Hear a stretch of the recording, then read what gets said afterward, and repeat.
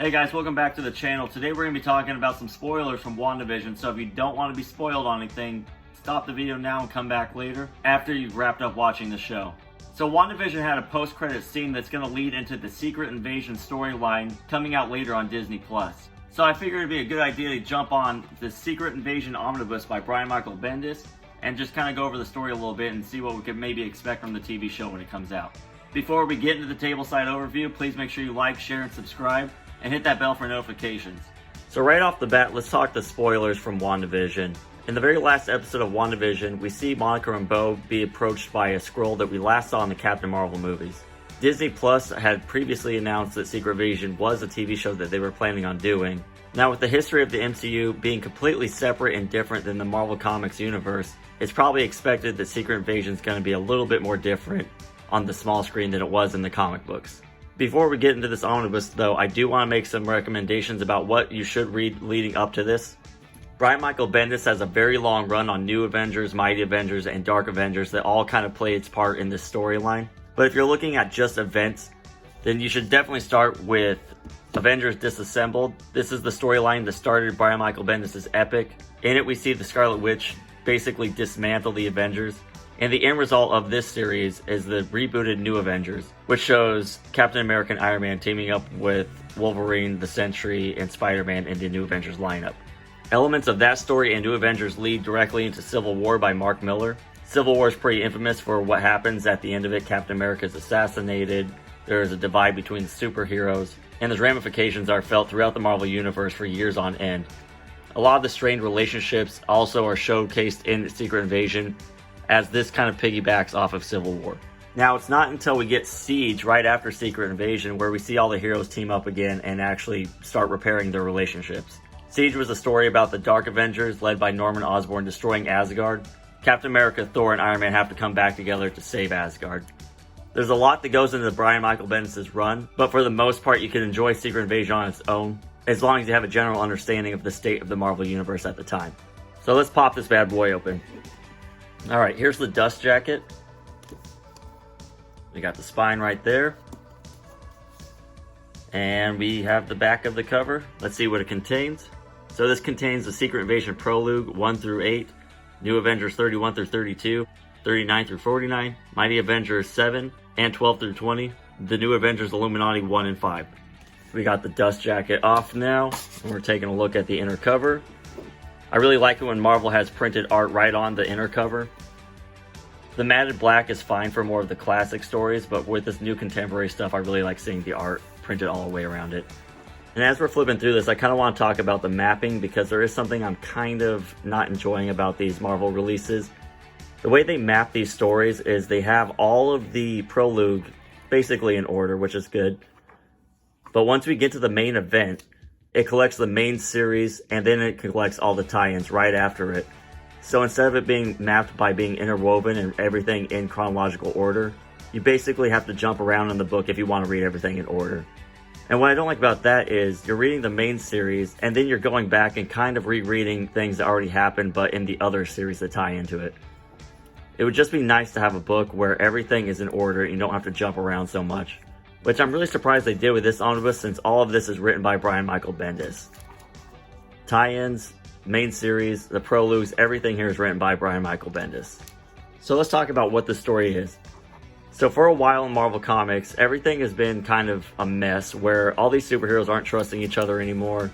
Politically, no one really trusts superheroes either. Basically, everyone is really skeptical of the nature of the Marvel Universe at the time. Scarlet Witch had just gotten rid of all the mutants. Captain America was assassinated after being arrested after the Civil War. Spider-Man ended his marriage because Mephisto was screwing with him. Everyone's just basically having a crap time. Then Elektra gets killed, and we find out that Elektra has been a Skrull for an X amount of years. It's kind of unknown exactly how long at this point. And there's a bunch of other clues that there's possibly a Skrull invasion coming on. We find out Spider-Woman, who had just joined the New Avengers, is the queen of the Skrulls. And the Skrulls are trying to find a new homeworld because their homeworld was destroyed in the Annihilation event. So the Skrulls get really dang close to taking over the Earth. And instead of the superheroes saving the Earth, Norman Osborn, aka the Green Goblin, fires the shot that saves the entire Earth from the invasion. So now the public's perception is Norman Osborn is a good guy, and everyone else is basically just terrible. Nick Fury pops his head back up to try and help out. Ultimately, he doesn't do much. The end result of this series shows the formation of the Dark Avengers and the formation of the Secret Warriors, which is basically like S.H.I.E.L.D. if they were underground. So now that Norman Osborn's super popular, he actually becomes the leader of S.H.I.E.L.D. and renames it Hammer. Hammer then takes control of the Superhuman Registration Act.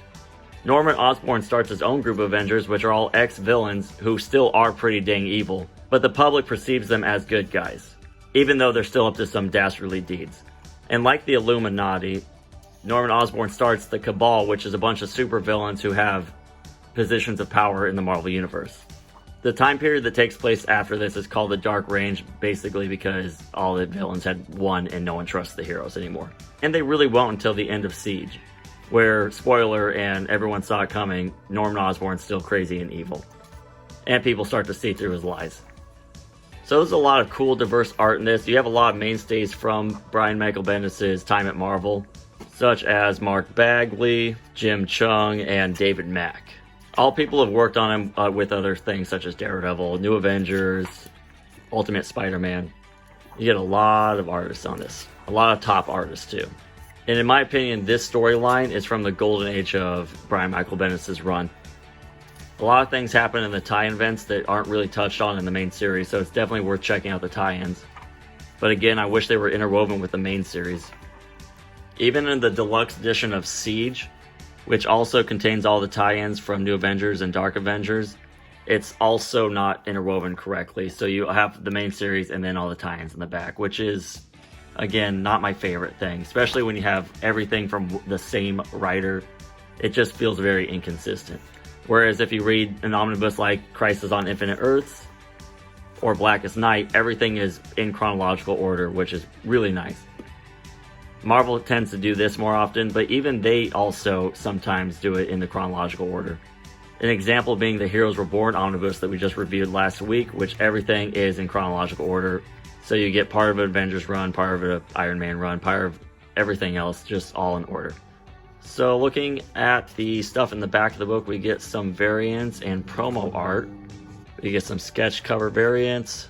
Then we get the Spotlight issue that came out around this time to promote Secret Invasion. In the back, we have the promotional art of Who Do You Trust? They did this on a lot of the comic books, a lot of online advertisements. The whole hook of this series was who is and isn't a Skrull, because it was really hard to determine who was and wasn't going into this series. So here's something interesting. It actually has the Secret Invasion timeline, which shows you the reading order of everything, but again, this omnibus doesn't collect it that way, so that's kind of interesting. Here's some concept art. This is some really deep concept art for a comic book. A lot of times you won't see something this detailed for comic book concept art. You get more things like this, not really fully drawn, painted, and planned out art like that. That's more along the lines of something they would do in a movie versus a comic book. You could tell they heavily promoted this because there was a lot of art that was used for promotional campaigns. Here's that online promo stuff. If I remember correctly, this actually was a real website you could go to. And then we get a couple of scripts in the back of the first issue of the main series and Mighty Avengers number 12. Some more promotional art. A lot of promotional art. These are the covers they're based on, so that's kind of cool. Some inked pages, and that is a wrap after that. Before we wrap up this omnibus overview, I do want to talk about the structure of this book. This is actually pretty well built. The gutter loss in this page is almost minimal, as you can see with this splash page. And the eye of the book is actually pretty good too. The retail price for this omnibus is $100 and still readily available on a lot of sites, and you can usually find it discounted for up to 40% off, sometimes even more. I got this copy on eBay for about 50 bucks. So if you're interested in it, get it while it's hot. I have a feeling once the TV show comes out, these are going to sell out really quickly. So it's always good to get ahead of the game. Thanks again for watching, guys, and please make sure you do like, share, subscribe. Time to jump off the omnibus.